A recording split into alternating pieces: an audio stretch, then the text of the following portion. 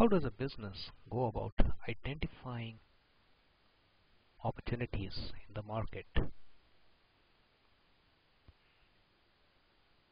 and seizing them?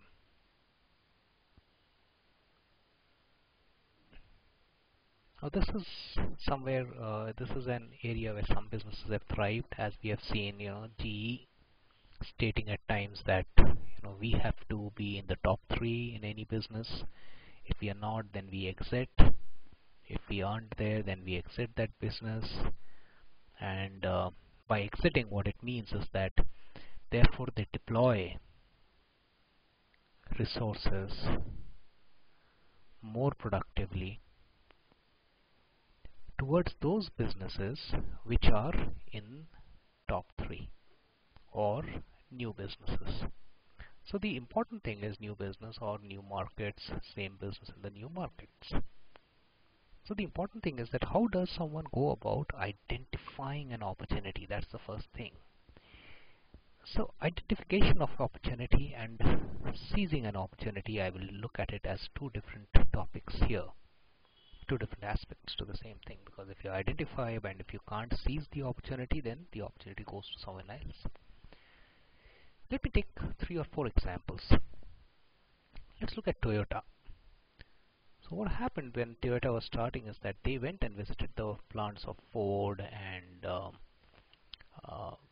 General Motors in the US, and which were famed for their mass production abilities.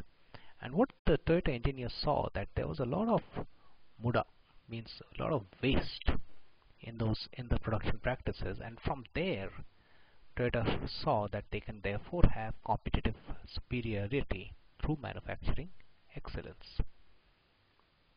So what happened was that in case, now generalizing it, in case there are businesses where waste is there and that can be spotted, that is an opportunity for a new business to start. That is an opportunity where competitive superiority can be built in. The next, what I would say is, take the case of Intel. What happened with Intel was that it was in the business of making memory chips. Now, when the memory chip business started getting Japanese entered them, and then the Koreans got into the business space, the margins for Intel went down, and Intel was in a very bad shape at one point of time. So what did the Intel management do? They, as usual, did a management huddle, and they came up saying that we need to fight the Japanese and Koreans and make cheaper memory chips. That's when, obviously, this result needed a lot of investment, but there was no outcome. So then they found out that one division of Intel, which was making microprocessors, was showing unprecedented growth.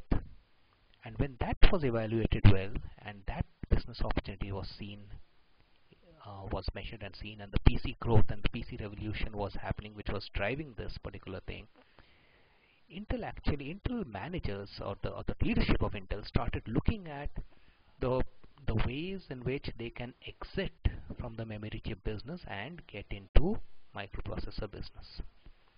So this is a case where, as and when new businesses come up, the opportunity should be seized, so that the opportunity should be there, is to be recognized, and organizations must strive towards that new opportunity rather than sticking to the old ways of doing things. Another such example is the need for low-cost energy for the world.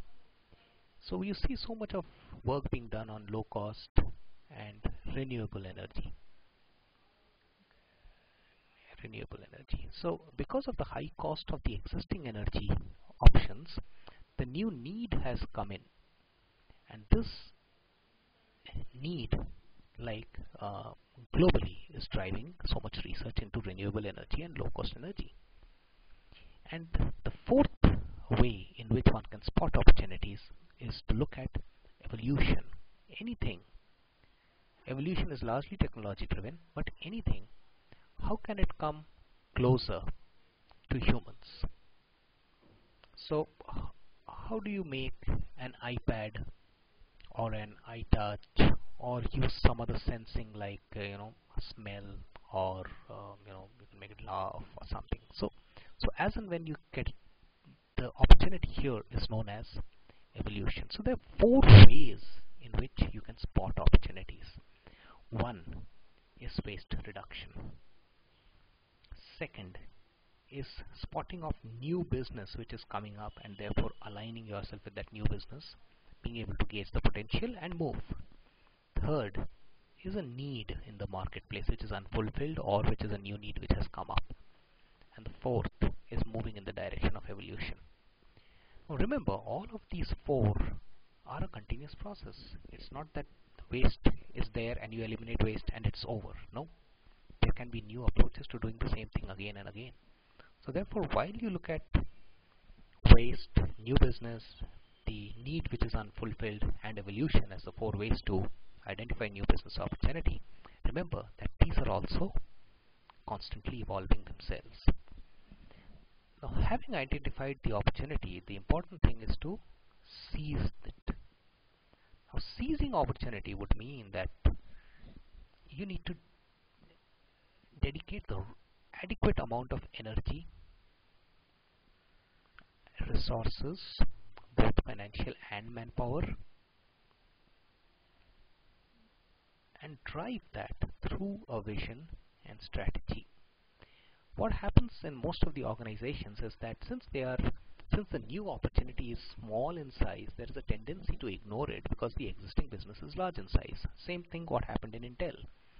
But the organizations which realize that there is a new opportunity and want to move within that direction, those organizations need to dedicate. And what we mean is that when we say energy, it means adequate or excess amount of energy towards it. Because in any case, that small business will tend to fizzle out. Resources, what are we saying? We are saying the best amount of resources, the best people, adequate amount of finances. Vision, which means that management time has to go within that particular business, and strategy means that you need to drive it to be able to achieve success. That's why you'll see many large organizations where the people have spotted opportunities, but they could not seize it in large businesses because that small size of opportunity, none of the managers wanted to dedicate the time towards that. And therefore, this opportunity identification and seizing is often said to be an entrepreneurial drive. I have been a part of an organization which identified a huge amount of opportunity in insurance agents education. And the organization moved from sales training to insurance agents education and training. That was a big shift, but it gave huge amount of revenues. But why could this happen? Was because the best people in the organization worked at it. There was an opportunity. Everyone just got together and contributed their best. So someone went on to agency development, someone went on to getting the right faculty, someone got on to making the right curriculum, someone got on to customers, and someone got on to ensure that the adequate organizational resources, as in finance and management time, was dedicated to it. All of them, when working together, made this as a big success.